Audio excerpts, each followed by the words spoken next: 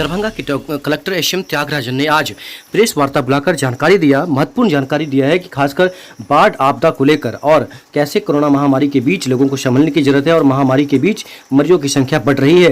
विशेष coverage देखिए, share और subscribe करिए। अब कलेक्टर एसएम त्यागराजन ने क्या मीडिया से बात करते हुए कहा है वो हम आपको सुनाते हैं। उसके अनुसार इंफॉर्मेशन है कि बहुत हेवी रेनफॉल होने वाला है और इसलिए हम सभी लोगों को सतर्क कराना चाहेंगे आपके माध्यम से कि जो रिवर बेसिन्स हैं, यानी जो नदी का जहाँ से ओरिजिनेट होता है नदियाँ, दरभंगा में गुजरने वाली नदियाँ, सबका जो बेसिन्स हैं नेपाल में पड़ता है और इन नेपाल का क्षेत्र में भी भारी बारिश की संभावना है और हमारा क्षेत्र में भी हेवी रेनफॉल की संभावना है। तो इस परिस्थिति में सभी लोगों को सतर्क रहने की आवश्यकता है। पदाधिकारियों को भी सतर्क रखा गया है, छुट्टियाँ रद्द की गई हैं और सभी लोगों को नज़र रखने के लिए कहा गया है और हम लोग देख रहे हैं। और विशेषकर जो बांध के नज़दीक रहने वाले लोग हैं, नदी के पेट में बसे हुए गांव हैं, इन सब गांवों को और सामान्यतः सभी लोगों को सतर्क रहने की आवश्यकता है। 3-4 दिन में आप समझ सकते हैं कि 400-500 mm तक बारिश हो सकती है, ये ऐसा संभावना जताई जा रही है। तो इसको लेकर के सभी लोगों को सतर्क रहना है और सचेत रहना है। सर कोविड पाया गया है उसमें केवल अभी 63 मरीज अभी डीएमसीएच में भर्ती हैं जो एक्टिव केसेस हैं, वो भी हाल में हुए हैं। तो ज़्यादातर मरीज जो ठीक होकर के जा रहे हैं, ये खुशी की बात है। लेकिन हम लोग सतर्क हैं, सचेत हैं और लोगों से अपील करना चाहूँगा कि जिस गति से बढ़ रहा है संक्रमण, उसको रोकने के लिए लोगों को अत्यंत सहयोग की आवश्यकता है। मास्क जरूर पहने, सामाजिक दूरी का पालन करें और सरकार द्वारा समय समय पर दिए जा रहे निर्देशों को अक्सर अनुपालन करें। ये आपके हित का है, आपके परिवार का हित का है और समाज के हित का है। तो इस बात को समझ करके सभी लोग सहयोग दें, ये मेरा अपील है। कितनी मौतें हुई हैं? मौत अभी तक 8 प्रतिवेदित हुई है। सब फिर से लॉकडाउन करने की संभावना नजर आ रही है? नहीं, ऐसा कोई निर्णय नहीं लिया गया है, लगातार नज़र रखी जा रही है और जैसे स्थितियाँ पैदा हुई उसके अनुरूप निर्णय लिए जाए। एनडीआरएफ की टीम कहाँ कहाँ तैनात की गई है? एनडीआरएफ की टीम यहाँ दरभंगा में एक ग्रुप है और बिरोल में भी एक ग्रुप रखा गया है। ठीक है, आप लोग भी सतर्क रहिएगा। सर आवश्यकता पड़ने पे ही हम लोग निकलते हैं। हाँ, एकदम ज़्यादा जगह घूमना नहीं है। ठीक है। नंबर 2, बांध के सटे हुए गांव और पंचायत सतर्क रहें और नंबर 3, सभी लोग सामान्य रूप से सतर्क रहने की आवश्यकता है। इस बात को लेकर के 11:30 बजे मेरे स्तर से सभी जनप्रतिनिधियों के साथ भी बीसी आयोजित किया गया, उनको मैं बता दूंगा। लेकिन मैं चाहता हूँ कि आपके माध्यम से जिलावासियों के संदेश जाएं। 15 दिन पहले भी अलर्ट था, बारिश हुई थी, जो बस उतना जो एक्सपेक्टेशन था वैसा नहीं हुआ। लेकिन इस बार अलर्ट और क्लियर है और ज़्यादा अलर्ट है इस पर ये सतर्क रहने की आवश्यकता है।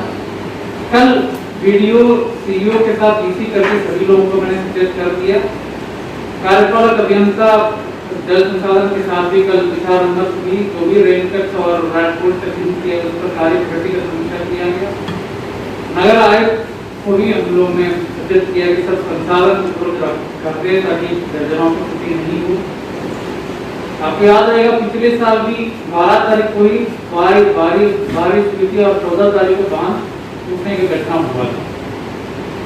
तो उम्मीद करते हैं कि ऐसा कोई नहीं हो, लेकिन अगर होगा तो हम सब लोगों को सतर्क और सचेत रहने का आवश्यकता है। इस बात को जनता तक आपके माध्यम से पहुंचाना चाहूँगा और यही मेरा मुख्य उद्देश्य था आज का पीसी का। तो दूसरा है आपका बारिश के साथ आजकल आप लोग देख ही रहे हैं थंडरस्टॉर्म और लाइटनिंग भी हो रहा है। तो उसका हम लोगों ने जो अलर्ट सिस्टम जारी किया है वो लगातार हम लोगों ने पंचायत के मुखिया के ग्रुप में डालते रहते हैं। जब भी हम लोगों का अलर्ट आता है तो वो सक्सेसफुल भी रहा है। हाल के दिनों में हम लोग ने जो भी अलर्ट विभाग से राजस्व से आया है तुरंत मुखिया के ग्रुप में डाल देते हैं, वीडियो को भी दे देते हैं, वो भी अपने से सबको जितना लोग को संभव हो उतना लोगों को सूचना देने के काम करते हैं। तो ये सिस्टम कंटिन्यू करना चाहिए और लगातार इसको प्रशासित होना चाहिए।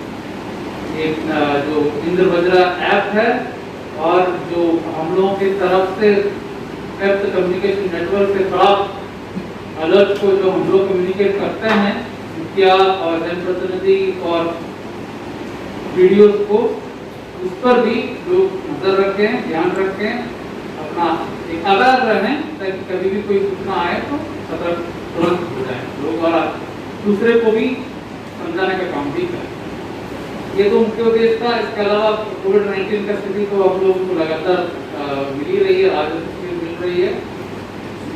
इसका हम लोग देख रहे हैं, कई लोग पूछ रहे हैं कि क्या पूर्ण लॉकडाउन होगा, क्या कुछ अफवाहें भी फैली हुई है, उस पर भी मैं स्पष्ट करना चाहूँगा। निर्णय नहीं लिया गया है, लेकिन उसको इनकार भी नहीं किया जा सकता है।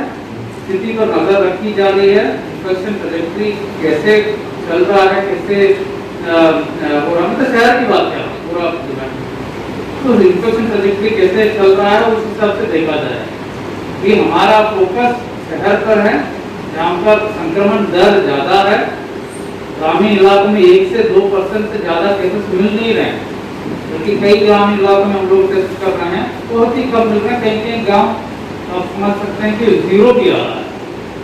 2 दिन पहले टेस्ट किया गया, गाँव में 150 से ऊपर सैंपल लिए गए, बिल्कुल लोग एक भी केस नहीं आए, यानी वो गाँव अभी तक सुरक्षित है। गाँव में इसलिए हम लोग लगातार टेस्टिंग कर रहे हैं ताकि 1-2 भी केस निकल जाए तो उसी लेवल पर उसको सीमित रखा जाए, ताकि तुरंत उसको सुरक्षित कर दिया जाएगा।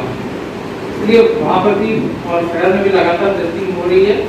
टेस्टिंग के प्रतिशत हमने कहा कि इस क्षेत्र में सबसे ज़्यादा टेस्टिंग दरभंगा में हुई है और इन्फेक्शन दर अगर देखा जाए हमारा राज्य स्तर से कम है। राज्य स्तर का इन्फेक्शन दर जो टोटल सैंपल लिया गया उसकी इन्फेक्शन रेट जो है 4.4% है। जितने सैंपल लिए गए उसका 4.4% पॉजिटिव आया। हमारा जितने सैंपल लिए गए उसका 3.96% पॉजिटिव आया। लेकिन शहर का और कुछ क्षेत्रों का कुशेश्वर पूर्वी, हायाघाट, हनुमान नगर बाजार आदि का ये सब बहुत चिंताजनक स्थिति में है। यहाँ पर इन क्षेत्रों में तेजी से फैल रहा है। तो यहाँ पर जब भी हम लोग टेस्ट करते हैं वो हम लोगों को पॉजिटिव केसेस आ रहा है, बट फिर भी कंट्रोल में है और हमें जो है उस पर ध्यान रखने का आवश्यकता है। तो पूर्ण लॉकडाउन में कई सारे चीजें हमें खोजना पड़ेगा, आपदा राहत केंद्र खोलना पड़ेगा, कई लोग जो डेली वजह से उनके बारे में भी सोचना पड़ेगा।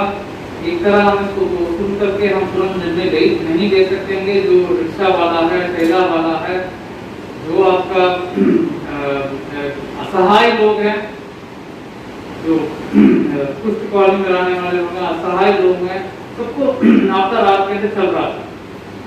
पुनः ऐसा करेंगे तो सारे व्यवस्था करके करने का सिचुएशन आएगा, जो आज की स्थिति में मेरे समझ में नहीं है। अभी हम लोग यही करेंगे कि जहाँ जहाँ पर तेजी से फैलाव हो रहा है वहाँ पर पूर्ण तरह से बंद करने का काम करेंगे, पर नजर रखे हुए हैं जैसा स्थिति इवॉल्व होगी उस पर निर्णय लिया जाए। और मैं आपके माध्यम से लोगों से यह भी अनुरोध करता हूँ, कुछ सामाजिक जो योगदान है लोगों का, जो कोविड-19 के संबंध में एक तो मास्क पहनना ही पहनना है, इस पर लगातार अभियान चल रहा है। आपको कल भी दिया गया है। कुल जिले में अभी तक भी जा रहा है, टाइम हो गया, नोटिस कर होगा फिर बैंकट हाल का।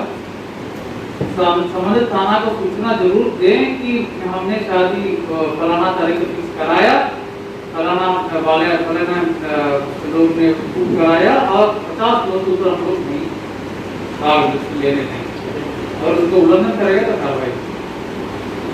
तो शादी में भी उसकी शादी सब वेरी हाई रिस्क इवेंट्स हैं, बहुत हाई रिस्क इवेंट, शादी हो या भोज हो, अनेक प्रकार का जो भी कॉन्ग्रेगेशन तो बहुत हाई रिस्क। सेम चीज आपको न्यास परिषद ने भी, राज्य न्यास परिषद ने भी इसकी निकाला, आदेश निकाला कि जल अभिषेक या कुछ कॉन्ग्रेगेशन इस सावन के महीना में मंदिरों में नहीं होगी। मंदिर खुले रहेंगे, लेकिन जल अभिषेक या कुछ इस तरह का जो फंक्शंस हैं वो नहीं होगा। इसको भी सभी जो मंदिर वाले मंदिर संचालन करता को सूचित किया गया है।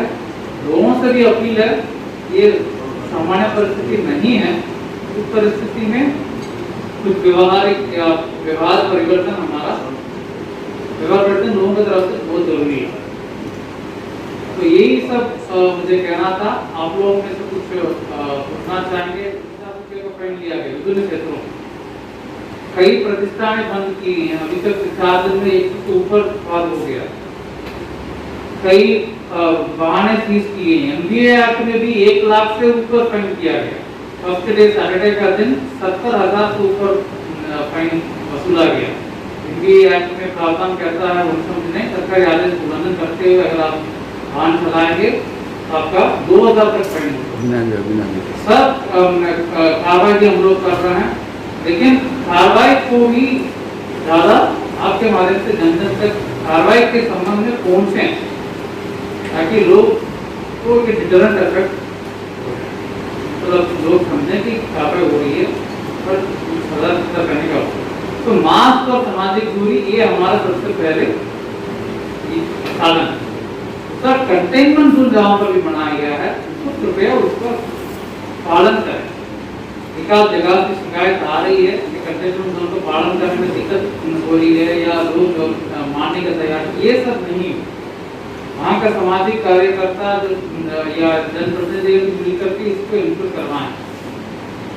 नंबर 3, शादी विवाह जहाँ पर भी होगा, स्थानीय थाना नदियों, नेपाल में नदी हमारे जिले में गुजरता है, चाहे वो कमला हो, जिसका रिजर्वेशन सिंधु भी सिरोही है और भारी बारिश की संभावना जताई गई है।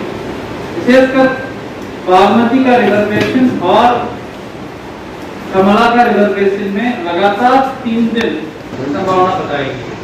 यानी आप समझ सकते हैं कि 3 दिन मिला के 400 से 500 mm बारिश हो सकती है। इसलिए सबसे पहले नदी के